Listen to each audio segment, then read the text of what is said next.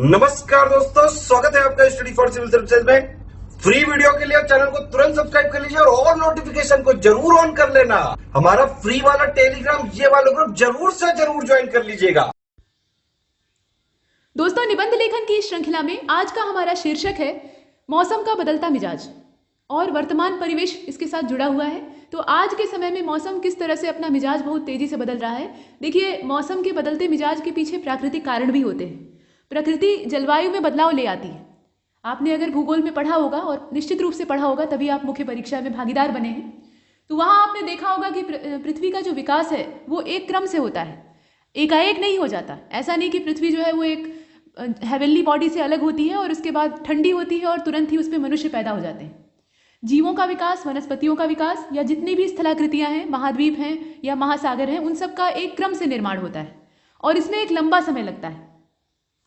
समय के साथ साथ कभी मौसम गर्म हो जाता है, कभी बहुत ठंडा हो जाता है। आपने हिम युगों के बारे में सुना है।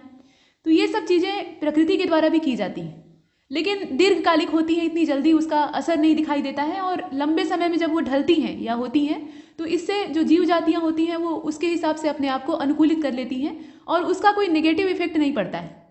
लेकिन अगर यही चीज़ बहुत तेज़ रफ्तार में हो, तो मतलब जो चीज़ इतने क्रम में या कई युगों के अंतराल में हुई है, अगर वो कुछ 50 साल या 100 साल के अंदर हो जाए, तो ये विनाशकारी हो सकता है। क्योंकि परिवर्तन अगर आप एकाएक करना चाहेंगे तो आपको विनाश का रास्ता अपनाना पड़ेगा, और यहाँ वही हो रहा है। तो इसके लिए हमें लिखना क्या है, शीर्षक को समझना ये सबसे महत्वपूर्ण कार्य है और आपका कर्तव्य है।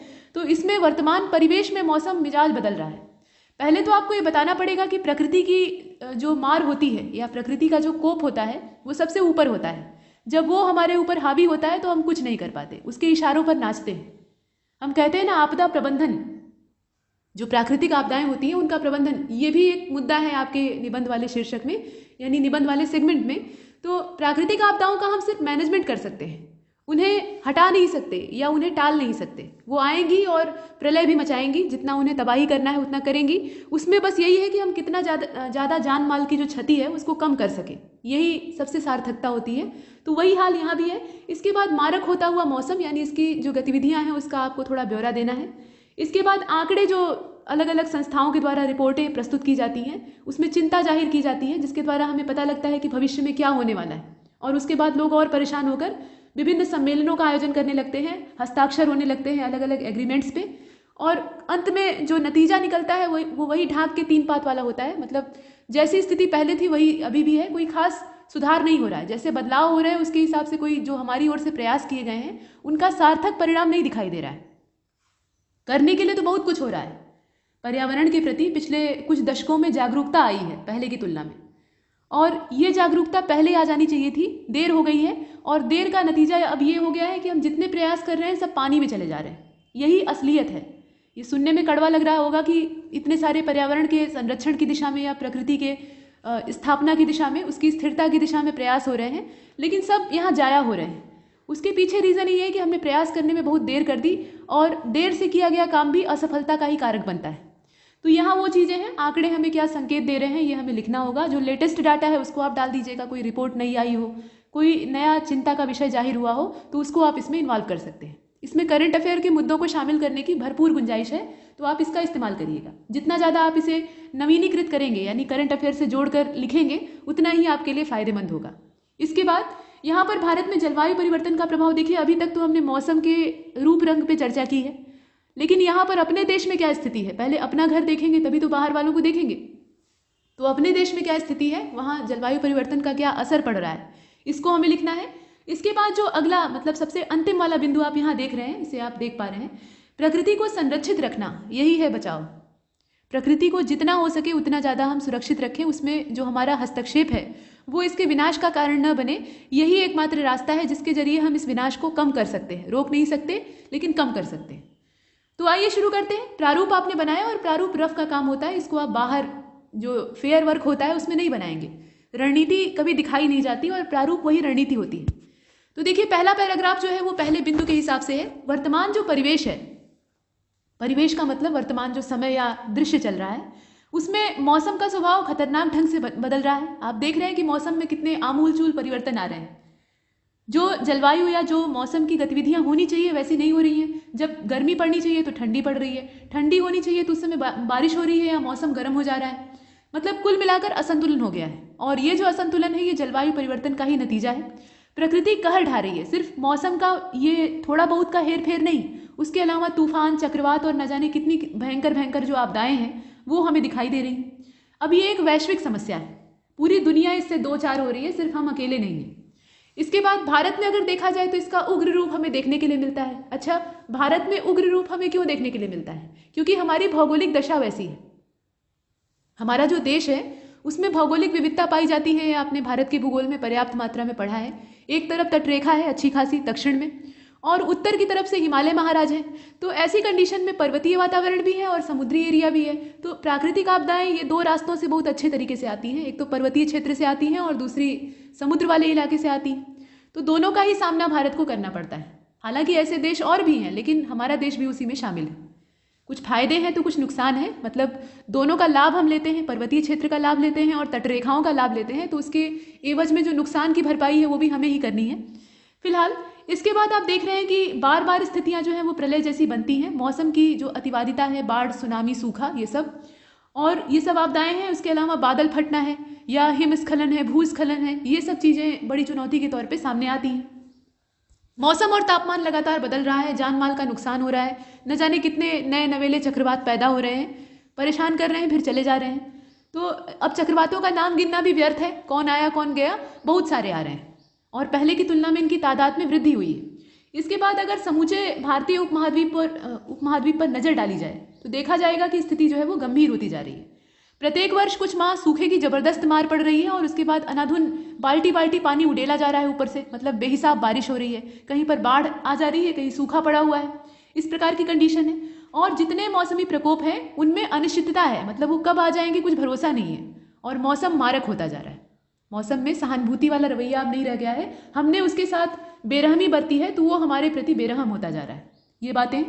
इसके बाद मौसम का मिजाज अगर ऐसे ही बदलता रहा जैसे वर्तमान में चेंज हो रहा है, अगर ऐसे ही बदलता रहा तो भविष्य में क्या होगा ये हम जानते हैं। प्रलय आएगी और प्रलय में कोई बचता नहीं है। ये आप देख रहे हैं। सदी के अंत तक तापमान में वृद्धि। देखिए, ग्लोबल वार्मिंग जो जलवायु परिवर्तन है यानी क्लाइमेट चेंज का प्रोसेस है, उसके साथ एक शब्द और जुड़ के आता है, ग्लोबल वार्मिंग यानी वैश्विक ऊष्मन। तो पूरे समूचे विश्व का यानी पूरी पृथ्वी का तापमान बढ़ रहा है और इसके पीछे जो ग्रीन हाउस गैसेस हैं वो उत्तरदायी हैं। इसके अलावा न जाने कितने तरह की मानवीय गतिविधियां हैं जो कि इसमें योगदान देती हैं। देखिए, जो ग्रीन हाउस गैसें होती हैं, पृथ्वी का अगर आप ढांचा देखिएगा तो चारों ओर एक वायुमंडल का आवरण है, मतलब एक वायु की परत है जो कि गुरुत्वाकर्षण के प्रभाव से यहाँ मौजूद है। और ये जो वायुमंडल का आवरण है इसमें कुछ गैसें ऐसी होती हैं, इसमें आपने संगठन पढ़ा होगा, नाइट्रोजन सर्वाधिक होती है, उसके बाद ऑक्सीजन होती है, इसी क्रम में और भी गैसें पाई जाती हैं। ये गैसों का मिश्रण है।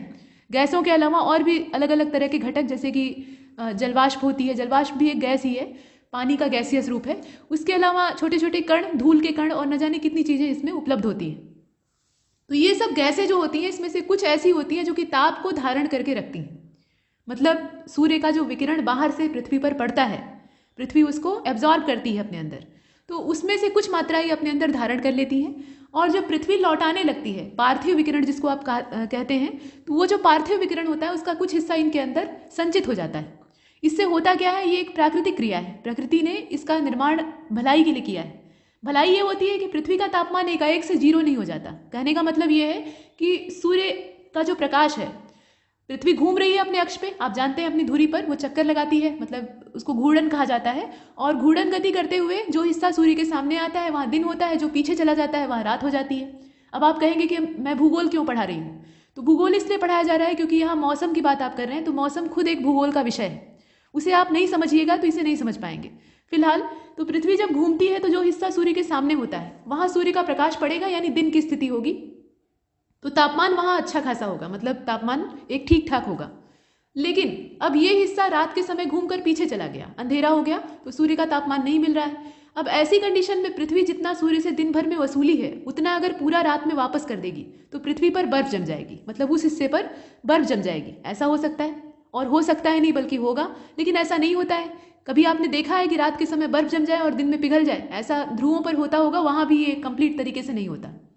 तो इसके पीछे रीजन क्या है कि पूरा का पूरा तापमान जितना पृथ्वी ने दिन में वसूला है उतना वो सन को वापस नहीं करती है, सूर्य को लौटाती नहीं है। उसका कुछ हिस्सा यहाँ जो ग्रीन हाउस गैसेज होती हैं विशिष्ट रूप से, जैसे कार्बन डाइऑक्साइड है, इस प्रकार की जो गैसें होती हैं वो अपने अंदर सोख लेती हैं और उसको बनाए रखती हैं। तो इस टेम्परेचर की वजह से रात के समय भी एक मौसम में या तापमान में स्थिरता बनी रहती है, अनुकूलन होता है। ये एक प्राकृतिक क्रिया है। लेकिन अगर मनुष्य के क्रियाकलापों से प्रदूषण के प्रभाव स्वरूप ये जो ग्रीन हाउस गैसें हैं इनकी मात्रा में वृद्धि होने लगे, तब क्या होगा? यही जो काम ये कर रही है इसको और बढ़ा चढ़ा कर करेंगी, मतलब और भरपूर मात्रा में करेंगी। तो इससे तापमान जितना बढ़ना चाहिए उससे दोगुना चौगुना बढ़ेगा और ये होती है ग्लोबल वार्मिंग। मतलब तापमान में बहुत ज़्यादा वृद्धि हो जाएगी और ये पृथ्वी के लिए पूरी तरह से हानिकारक है। मौसम में बदलाव तो आएगा ही, उसके साथ साथ जितनी बर्फ़ है, ध्रुवों की बर्फ़ है या जितनी भी बर्फ़ का एरिया है वो सब पिघल जाएगा और पिघलने से वो सारा पानी बनेगा और पानी बनकर महासागरों में आएगा और महासागर ऊंचे होते जाएंगे और ऊंचे होंगे तो कहाँ आएंगे? जो स्थलखंड है उसको ढकेंगे। इस प्रकार से एक जल प्रलय जो है वो सामने प्रस्तुत होगी। ये सब बातें हैं, तो ये जलवायु परिवर्तन के ही खतरे हैं। अब यहाँ आप लिख सकते हैं, यहाँ वही लिखा गया है कि ग्लेशियरों से लगातार बर्फ पिघल रही है और विगत 1400 वर्षों में उत्तरी गोलार्ध जो है वो सबसे ज़्यादा गर्म रहा है, ये भी बात है। भविष्य में समुद्री जल स्तर के निरंतर बढ़ते रहने से जो चिंता का विषय है वो बनता जा रहा है। कहने का मतलब क्या है कि समुद्र का लेवल लगातार बढ़ रहा है और अगर ये ऐसे ही बढ़ता रहा तो जितने भी तटवर्ती क्षेत्र हैं और धीरे धीरे जितना स्थलखंड है उसको सबको ये निगल जाएगा। इसके बाद आप लिख सकते हैं कि कहर ढाने की हद तक मौसम में बदलाव और इसके दुष्परिणामों को हम महसूस कर सकते हैं। और वर्षा के रुझान के अगर आंकड़े यहाँ देखे जाएं तो चावल के उत्पादन में 2030 तक 5% की गिरावट आ जाएगी, क्योंकि चावल के लिए जो अनुकूल जलवायु होती है यानी ज़्यादा मात्रा में पानी और उसकी मात्रा में आर्द्रता की भी ज़रूरत होती है, जो ह्यूमिडिटी होती है।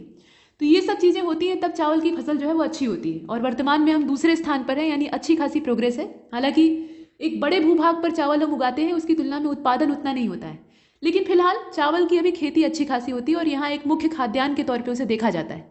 तो अगर ऐसे ही मौसम में परिवर्तन होता रहा तो चावल का जो क्षेत्र है वो भारत में सिकुड़ने लगेगा, क्योंकि जलवायु उसके हिसाब से नहीं रह जाएगी। ये बातें। और 80% जो खेत हैं वो 1 हेक्टेयर से भी छोटे आकार के पाए जाते हैं। भारत में ये स्थितियां हैं और ऐसे में किसान तेजी से पलायन करेंगे। जब फसल पैदा ही नहीं होगी तो उनकी आमदनी रुक जाएगी और आमदनी रुकेगी तो उन्हें जीना तो है ही है, तो जीविकोपार्जन के लिए वो कुछ दूसरा रास्ता खोजेंगे। तो खेती वाला जो प्रोसेस है वो बंद हो जाएगा। इसके साथ साथ भारत में जो महत्वपूर्ण औषधीय पौधे हैं जो कि ज़्यादातर हिमालयन क्षेत्र में या दक्कन का जो वन क्षेत्र है वहाँ पर पाए जाते हैं, तो उनका विनाश हो रहा है, हो भी रहा है और होगा भी। वर्तमान में अगर मौसम के बदलते व्यवहार को हम देखें तो ये इंसानी लालच का नतीजा है। हमारा जो लालच है, देखिए आवश्यकता एक अलग चीज़ होती है और लालच दूसरी चीज़ होती है। महात्मा गांधी ने कहा भी था कि प्रकृति हमारी आवश्यकताओं की पूर्ति करती है, लालच की नहीं करती है। अगर हम अपनी आवश्यकताओं के लिए ही उस पर निर्भर रहेंगे तो वो हमारा भरण पोषण बहुत खुशी खुशी करेगी। लेकिन हम करते क्या हैं, जितना हमें चाहिए उतना तो लेते ही हैं, बल्कि और ज़्यादा बटोरने का प्रयास करते हैं। ये एक मनुष्य का स्वभाव होता है, तो ये प्रकृति के असंतुलन के पीछे जिम्मेदार है। और भारत के पर्वतीय क्षेत्रों में जिस प्रकार से प्राकृतिक आपदाओं की मात्रा बढ़ी है, उससे स्पष्ट होता है कि हिमालय का जो जलवायविक तंत्र है वो अव्यवस्थित हो रहा है। हिमालय को तो हमने पूरा डिस्टर्ब करके रखा हुआ है, बाकी चीज़ों को तो हम छू ही रहे हैं। वहाँ पे अच्छी खासी छेड़छाड़ करके रखी हुई है। सिर्फ हम ही ने नहीं, बल्कि चाइना जो है वो उधर से खोद रहा है, इधर से हम खोद रहे हैं। तो खोदेंगे तो कितना खोदेंगे, आखिर उसकी भी तो एक सीमा है। इसके बाद देखिए, इंसानी गतिविधियों और औद्योगिकीकरण के कारण ग्रीन हाउस गैसों का जो उत्सर्जन है वो बहुत तेज हो गया है। इंसानी जो गतिविधियां हैं, प्रदूषण का मापदंड है, उसके हिसाब से ग्रीन हाउस गैसेस बढ़ रही है। और ग्रीन हाउस गैसेस बढ़ेंगी तो क्या होगा, अभी मैंने बताया था, वही होगा, तापमान बढ़ेगा उसकी वजह से, और वही हो रहा है। इसके बाद आप चक्रवाती तूफानों को भी इससे जोड़कर देख सकते हैं। अब यहाँ देख लीजिए, अंटार्कटिका वाला जो क्षेत्र है उसमें हिमखंड जो है वो तेजी से पिघल रहे हैं। अंटार्कटिका में बर्फ के बहुत बड़े बड़े छत्रक और शैल हैं, और इन चट्टानों के पिघलने से कितना पानी बनेगा आप इसका अंदाजा भी नहीं लगा सकते, कोई नहीं लगा सकता। बेहिसाब इसमें से जो ताज़ा पानी है, पीने योग्य पानी है, वो मुक्त होगा। और ये पीने योग्य पानी जब खारे पानी यानी समुद्र में जाकर मिलेगा तो जो पानी का वाटर लेवल है वो बढ़ेगा। उसके साथ साथ एक चीज़ और है कि जो समुद्र का खारापन है उसमें भी कमी आएगी। जैसे नमक मिलाकर आप 1 गिलास पानी रख दीजिए तो वो नमकीन हो जाएगा। अब उसी 1 गिलास पानी को आप 1 बाल्टी में डाल दीजिए तो वो नमक आपको महसूस होगा, नहीं महसूस होगा। इसका मतलब क्या है कि उसके खारेपन में कमी आ गई। तो वही हाल यहाँ समुद्र का भी होगा। समुद्र का खारापन बहुत सारी जीवों को और बहुत सारी चीज़ों को अपने यहाँ स्थान देता है, मतलब वो खारापन भी ज़रूरी है। और ऐसे में अगर उसमें ताज़े पानी की मिलावट होती है तो स्थितियाँ तेज़ी से बदलेंगी, ये बात है। और पानी का तापमान भी कम होगा, क्योंकि ये एक बात है, देखिए बर्फ़ अगर पिघलती है तो जो पानी बनता है वो कैसा होता है, एकदम चिल्ड होता है, चिल्ड वाटर उसको कहते हैं। तो ऐसी कंडीशन में वैसा ही पानी जाकर समुद्र में मिलेगा तो समुद्र के पानी के तापमान में भी कमी आएगी। जो आप पढ़ते हैं ना, गर्म धाराएं मतलब गर्म जलधाराएं और ठंडी जलधाराएं, तो यहाँ पर जितनी जलधाराएं हैं सब में ठंडक आ जाएगी और ये ठंडक जो है ये तापमान में असंतुलन पैदा करेगी, ये बात है। इसके बाद अगर हम विकसित होना चाहते हैं, देखिए अभी ये सब चीज़ें तो है ही हैं, इसके साथ इसका जो समापन है वो हमें करना होगा। तो अगर हम विकसित होना चाहते हैं तो इसमें कोई बुराई नहीं है, लेकिन यह विकास जो है ये प्रकृति और पर्यावरण की कीमत पर नहीं होना चाहिए। विकास तो कीजिए, बेशक कीजिए, खुशी खुशी कीजिए, लेकिन प्रकृति की कीमत पर नहीं। और प्रकृति के साथ समायोजित या समावेशित आप कह सकते हैं, दोनों चीज़ें हैं। इस प्रकार की जो विकास की स्थितियाँ होती हैं वो तरक्की का साधन बनती हैं, इसी को हमें अपनाना है। तो सतत विकास वाला जो फंडा है वो यहाँ आ जाता है।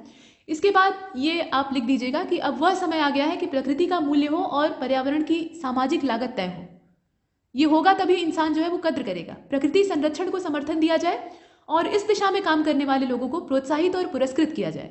संसाधनों को टिकाऊ प्रबंधन और नवोन्मेषण का शिकार बनाया जाए, मतलब इसके हिस्से में डाला जाए।